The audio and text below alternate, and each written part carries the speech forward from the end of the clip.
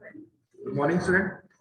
Our first topic in this certification subject, it is basic enterprise network architectures. So before the start of the first topic, I'm just going to tell about the basic network, how we can create the network, basic criteria of network, what are the different ways to connect the systems. So we are having different ways to connect the system. Like if we create one topology, whether we are talking about the wired network or wireless network, because we are having two different type of network.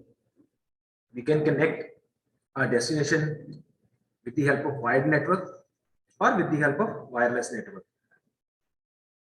So full form of your subject, that is HAINA, it is Huawei Authorized Information and Network Academy, that provide certification you people. After the completion of this semester, you will get one certificate that comes from the Huawei. If you clear the paper, because this paper is approx 1000 marks, it's not approximate, that is a 1000 marks paper, you will get minimum 600 marks from that. Then you will get a certification from the Huawei. That is HCNA. So full form of, again I am going to tell you, full form of HAINA, that is Huawei Authorized Information and Network Academy. So first up is the basic enterprise network, how we can connect to 2 or 3 PCs, whether we are talking about 2 PC, whether we are talking about the different environments. So this is a real world environment where we are having an internet that connect with different agencies. Like if we are talking about the finance industry, if we are talking about the education, they are connected with each other, but with the help of internet. If you are having an internet, you can access net banking, you can apply some government jobs with the help of internet. So the enterprise network originally that represent the interconnection of systems that belonging to a given functional group of organizations. On that case, we just take one simple example. If we go to the cyber cafe where 10 or 20 PCs are there, and there is only one printer on that side, we just click or send print command to the printer, and we will get the printout from the printer. So that means they are connected with a small network. Okay. So enterprise network that can be found today present within various industries, from office environment to large energy. Large energy, that means we are talking about the finance and government based industries, which often comprise to enterprise network that span multiple physical locations. In a given picture, we are having multiple locations, but they are connected with the help of internet. So the introduction of the internet as a public network, or we can say that a public network domain, that allowed for an extension of the existing enterprise network. So in that case, which geographically a network that belongs to a single organization or entity could be connected. So how we can establish this internet? On that time, we need some kind of DNS, or we need some ISPs, that is internet service provider, those who are providing internet for the particular organization. So next we have the enterprise remote network. In previous, we just talking about the internet where we are connected with the different agencies, and right now we have an enterprise that is a remote network. So various challenges impact today's industry in providing solutions for establishing the interconnectivity between remote locations, where you just access any PC with the help of remote access. So which often take the form of regional branch and head office, as well as the employee that represent a non-fixed entity within the enterprise network. That offering being present in location that beyond the conventional boundaries of the existing enterprise. That means you are far away from the, suppose you are far away from your office. Still, but you still want to access the employee, your office PC, you can connect with the help of remote login. Same as it is if we are talking about the network industries or computer industries, they are providing on-site services as well as online services. If we are talking about the online services, they some companies they help to access our systems through remotely. But there are ample number of tools available for connecting the remotely. So next we have the enterprise network basic architecture, where we are just using the WAN network. So in this case, enterprise network architecture solution vary significantly, that depending on the requirement of the industry and the organization. So smaller enterprise business may often have a very limited requirements in terms of complexity and demand, opting to implement a flat work of network. So mainly due to size of the organization that is often restricted to a single geographical location or within a few sites. So supporting access to common resources while enabling flexibility within the organization to support a smaller number of users. So the cost of implement and maintain such network is significantly that reduced. However, the network is often, if we are getting some failure due to lack of redundancy and the performance, it may vary based upon the daily operational network demand.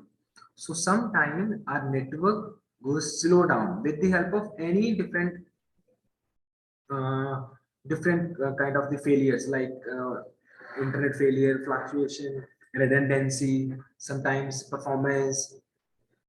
So larger enterprise network that implement solution to ensure minimal network failure, that controlled access and provision for a variety of services to support the day-to-day operations for the particular organization.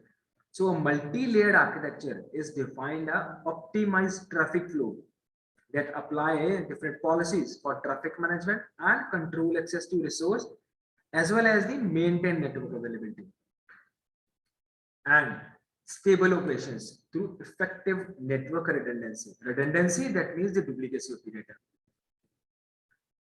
So the multi-layer design also enable easy expansion and together with a modular design that provide for effective isolation and maintenance should problem in the network occur without impacting the entire network.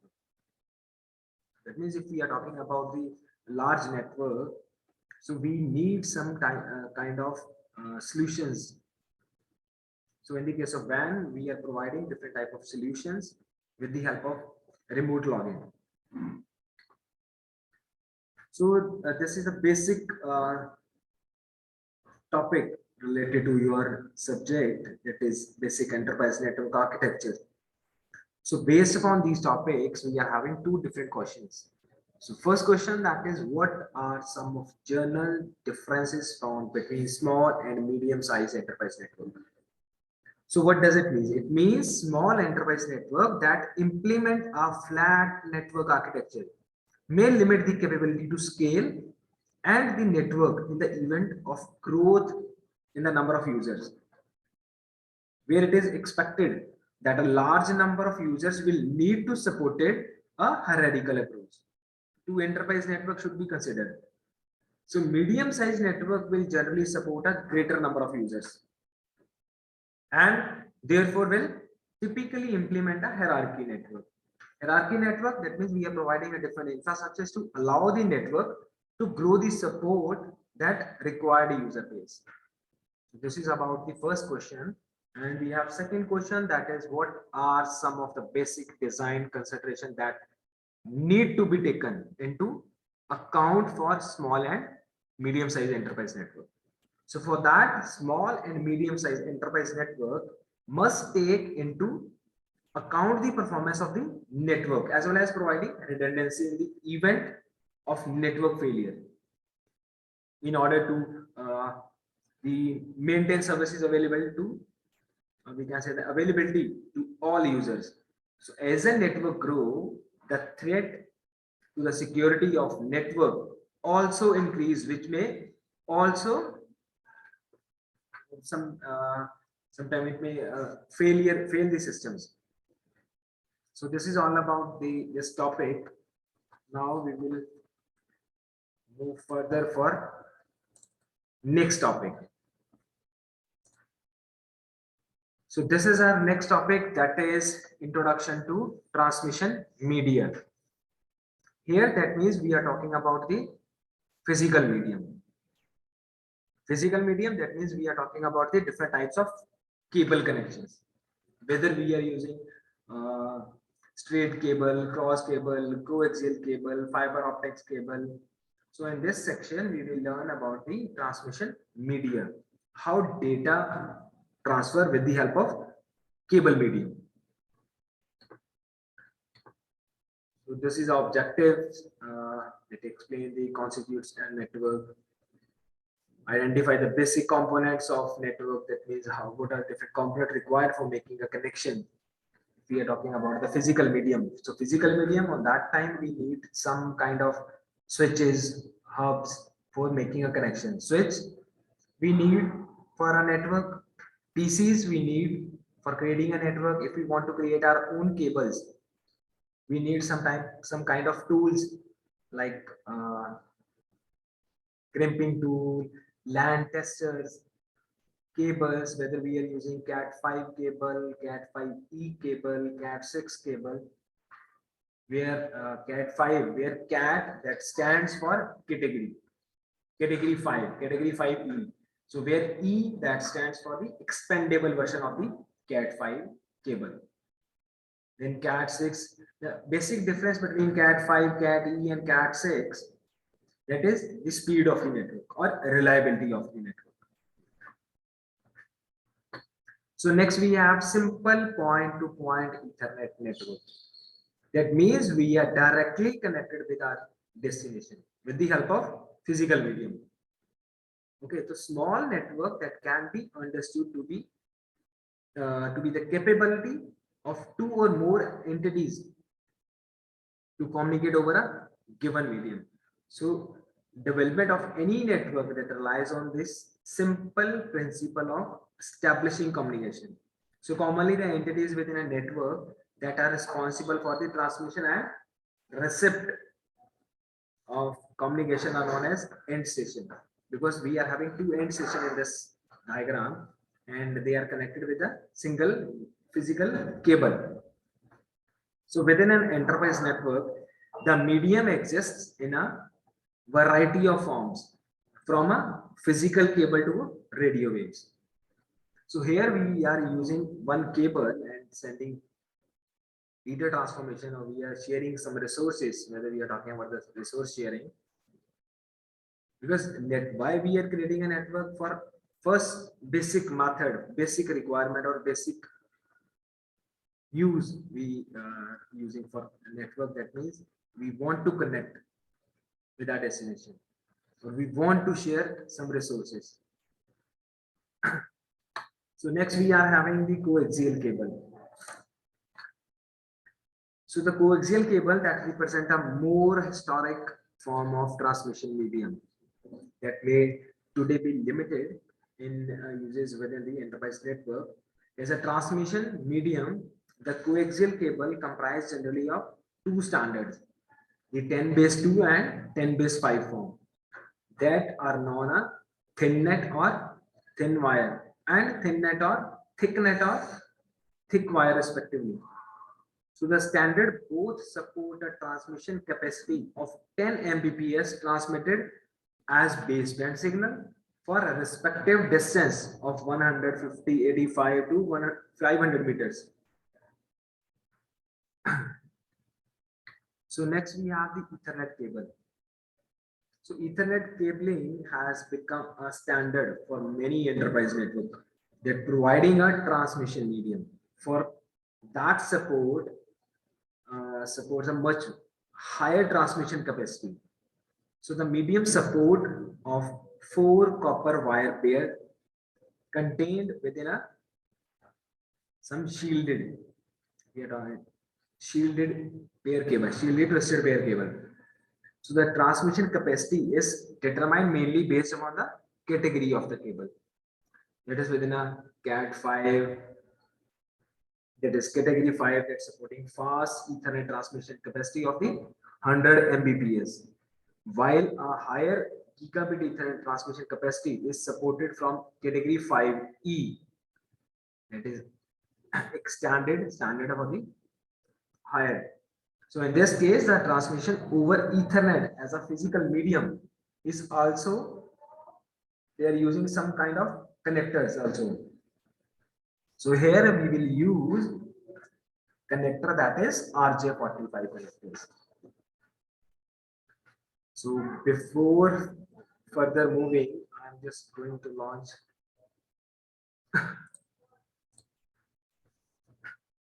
So next, after Ethernet, we are having the fiber optic cables. So optical cables that use light as a mean of signal transmission, as opposed to electrical signals that found within the both Ethernet and coaxial medium type.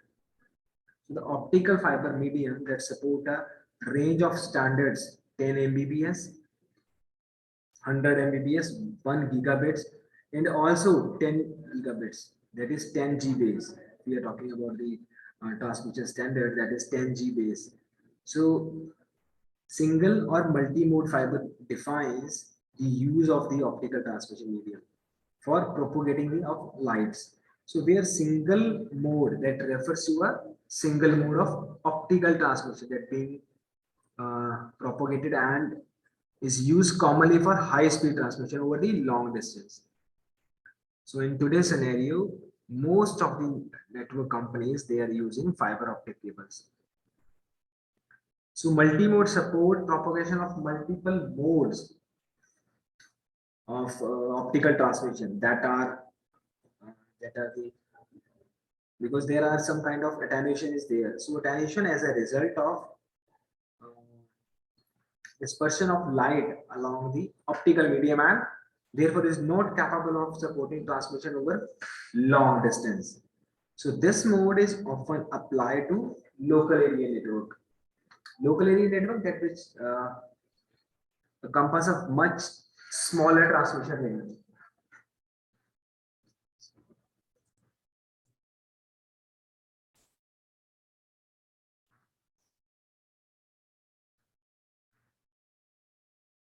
So in multi-mode support, so there are some kind of an extensive number of fiber connectors that standard with some of the more common forms being recognized as ST connector.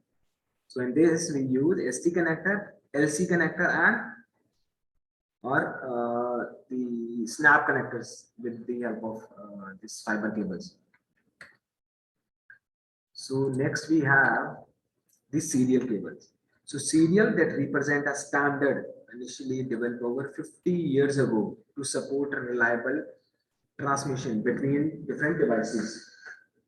So during which time many evolutions of standard have taken place, the serial connection is designed to support the transmission of data as a serial stream of bits. So the common standard, this way.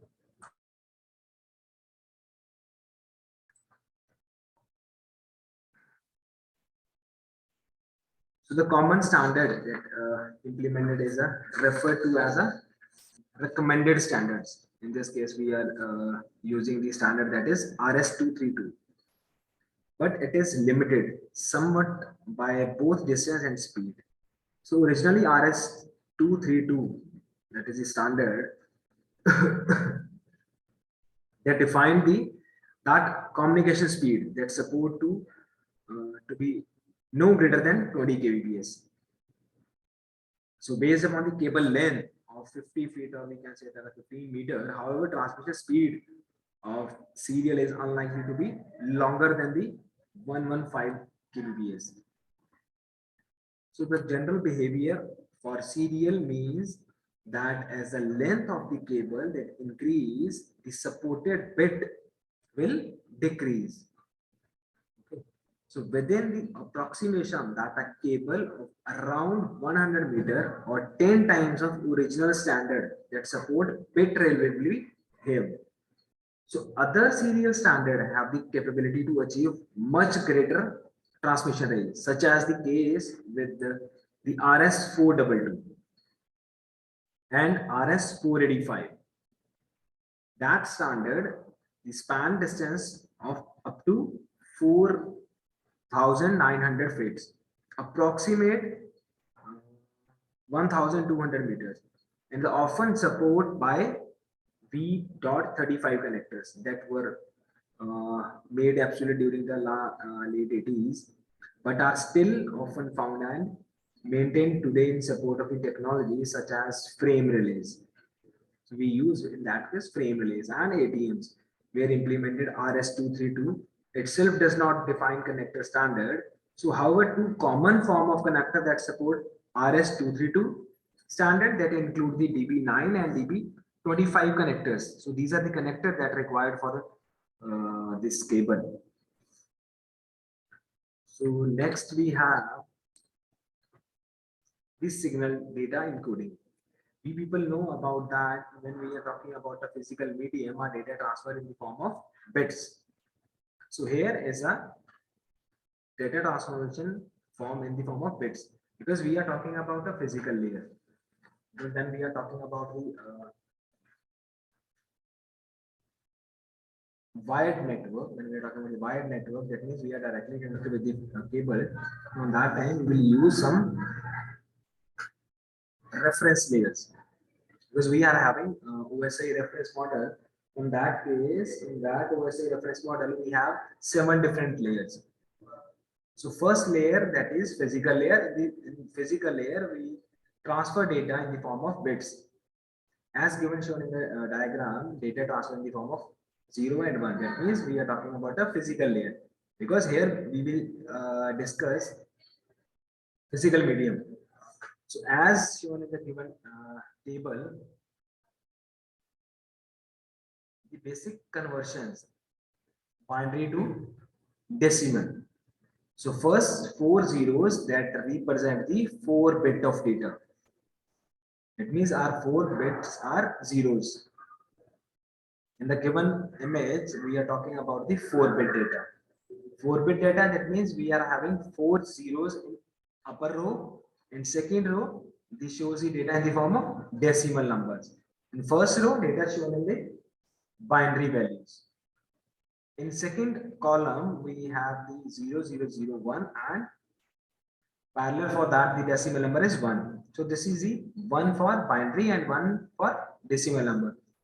In next column, we are having decimal number 2 and 2 that represent how binary value represented, that is 0010.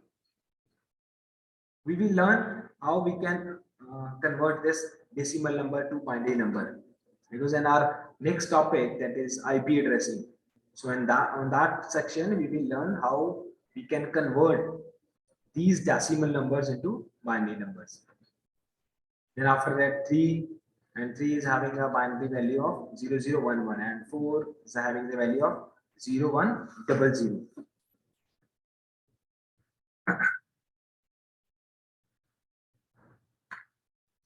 So next we have collision domain. So in this case, the Ethernet represents, that is what is understood to be multiple access network. So in which 2 or more end stations share a common transmission medium for the forwarding of data. The shared network is, however, we can say that data transmission might be collision because in this case, this is shown as the bus topology. So this is the example of bus topology because we are having different types of topologies. bus, ring, star, mesh. So this is a bus topology example where we are having single backbone cable, and there is four PCs. They are directly connected with this single cable. So this single cable that is the name of this single cable, that is backbone cable. So if they are sharing data simultaneously, suppose four PCs are sharing data simultaneously, so collision, on that time collision occur. So in that time, end station within a such a collision domain relay on contention for the transmission of data to an intended destination. So this behavior requires each end station monitor for incoming data on the segment before making any attempt to transmit. So in process refers as a carrier sense multiple access, that is CSMA. So however, even after taking such precautions, the potential of the occurrence of collision as a result of simultaneously transmission by two end station. If two end station are communicating, sending data to other PCs, or if they are, suppose first one is having a number of one, and 1 and 4 they want to communicate, and they are sending and receiving data simultaneously. So collision might be occur because there is only single cable for receiving data and transmitting the data. So next we have duplex modes. So transmission medium or modes are defined in the form of different duplexes. Whether it is half duplex, or we can say that duplex, half duplex, and full duplex. That to determine the behavior involved in the transmission of data over the physical medium. So first we have duplex, that is missing there. Duplex, because we have, these are the all are the duplex modes. So first one is simplex or duplex. Second one is half duplex, and third one is the full duplex. So in that case, simplex, that means only one-way communication. Only one-way communication in the case of simplex. So the biggest example in the case of simplex, that is our TV, a TV and remote. Only remote can transfer the data or transfer the signal to the TV, because that is the example of simplex. Only data transfer, only one-side communication. But TV, they cannot send a signal to the remote. They only accept, they only receive a signal from the remote. So that is our simplex mode.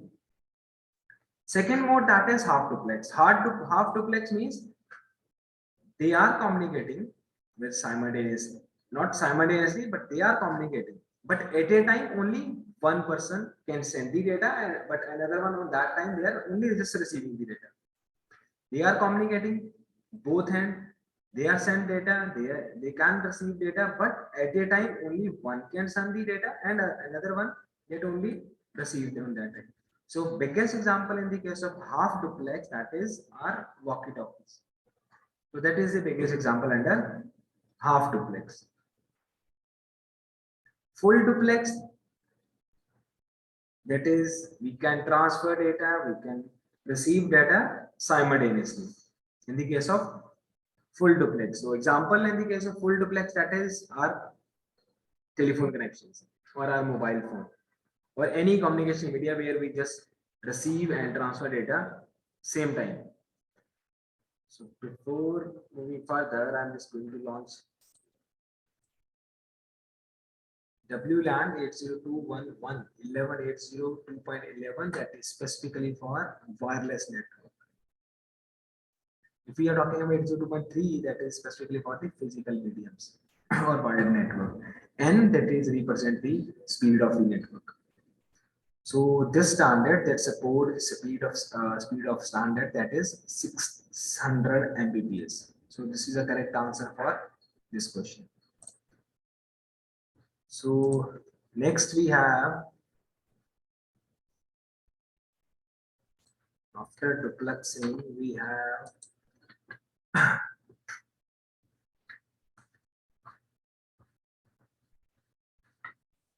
some questions that related to this topic.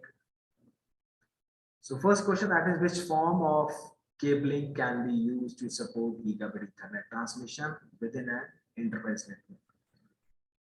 So Ethernet gigabit transmission is supported by with the help of Cat5e. So Cat5e cabling and higher, and also may form of 100 Mbps, 1000 base fiber optic cables or greater.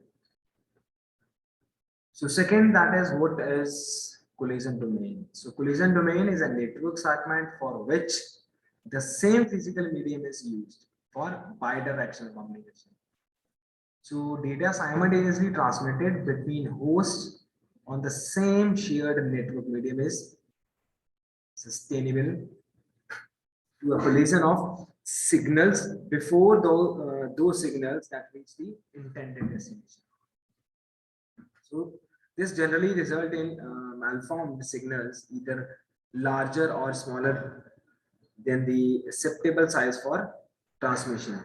That is, if we are talking about the size of transmission, we can just take the example 64 bytes to 1500 bytes, also known as runs, and we are receiving some kind of receipt.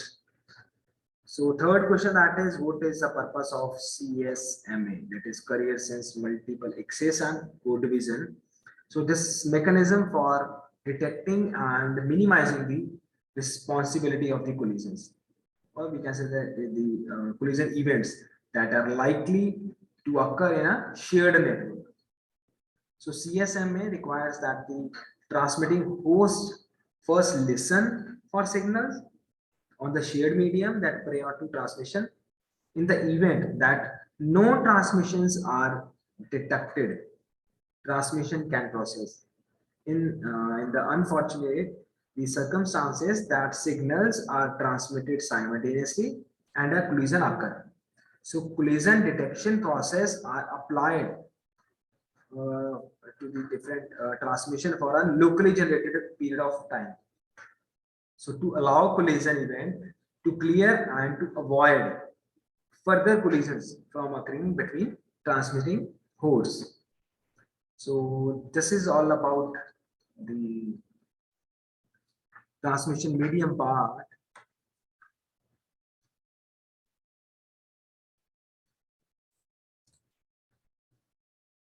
Okay, students, then take care and bye, students. Thanks.